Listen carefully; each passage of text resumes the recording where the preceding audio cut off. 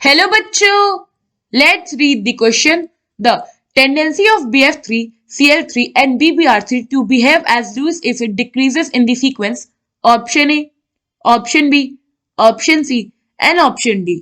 So, question में क्या पूछा है कि जो टेंडेंसी होती है BF3, BCl3, BBr3 की ताकि वो एक्ट करे एज अ लुईस एसिड वो किस सीक्वेंस में डिक्रीज करती है। तो होता क्या है in general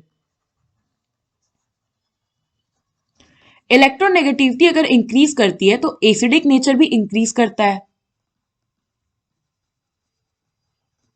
also increases.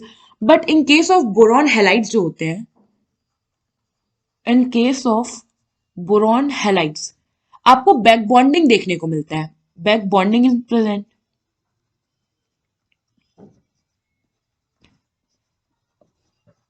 And अगर बैक बॉन्डिंग जो है ये इसकी स्ट्रेंथ इंक्रीज करती है तो जो हमारा एसिडिक नेचर होता है,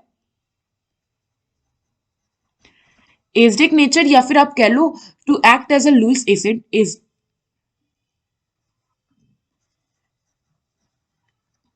एसिडिक नेचर डिक्रीजेस। अब बैक बॉन्डिंग होती क्या है, तो ये हो गया हमारा बोरॉन, हम इसे BF3 के एग्जांपल समझते हैं, ये हो गया फ्लोरीन, ये हो गया फ्लोरीन, ये हो गया फ्लोरीन।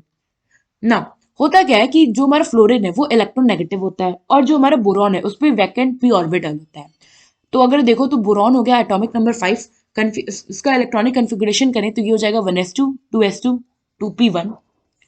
एंड फ्लोरीन हो गया हमारा एटॉमिक नंबर 9 और इसका इलेक्ट्रॉनिक कन्फिगरेशन हो गया 1s2 2s2 2p5। नाउ ये क्या करता है, फ्लोरीन जो पी के बी पे वैकेंट ऑर्बिटल बचता है, वैकेंट उसमें क्या करता है अपने इलेक्ट्रॉन पेयर को डोनेट कर देता है।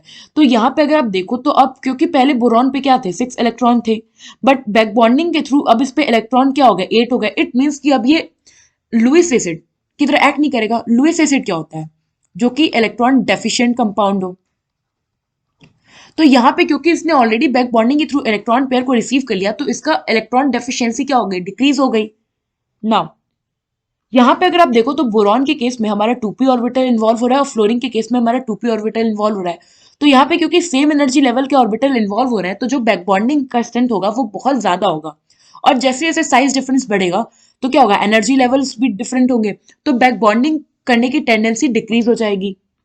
तो यहाँ पे अगर हम ऑर्डर देखें बैक बॉन्डिंग का तो बैक बॉन्डिंग सबसे ज्यादा होती है हमारा BF3 में, उससे कम होती है हमारा BCl3 में, और सब उससे कम होती है हमारा BBr3 में, और सबसे कम होती है Bi3 में।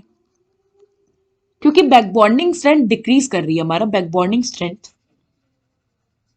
तो हमारा एसिडिक स्ट्रेंथ क्या होगा, डिक्रीज होगा। तो यहाँ पे अगर हम एसिडिक नेचर की बात करें तो सबसे ज्यादा एसिडिक होता है हमारा Bi3, उससे कम होता है BBr3, उससे कम होता है Bi3, और सबसे कम एसिडिक सॉरी ये होगा हमारा BCl3, और सबसे कम एसिडिक होता है हमारा BF3।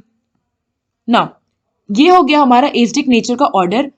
और इस बेसिस पे अगर आप देखो तो आयोडीन वाला तो हमें कहीं गिवन नहीं है, तो हमारा ये हो गया करेक्ट सीक्वेंस एसिडिक नेचर का। सो फर्स्ट में क्या दे रखा है, BF3 का सबसे ज्यादा है तो ये तो गलत हो गया। सेकंड में BCl3 का सबसे ज्यादा दे रखा है तो ये भी करेक्ट हो गया। थर्ड में अगर आप देखो तो सबसे ज्यादा है BR3 का, देन BCl3 का, देन BF3 का, सेम वही ऑर्डर जो हमारा आया है। तो यहाँ पे हमारा ऑप्शन सी क्या है, करेक्ट ऑप्शन हो जाएगा। आई होप आपको ये क्वेश्चन समझ में आया होगा। Thank you.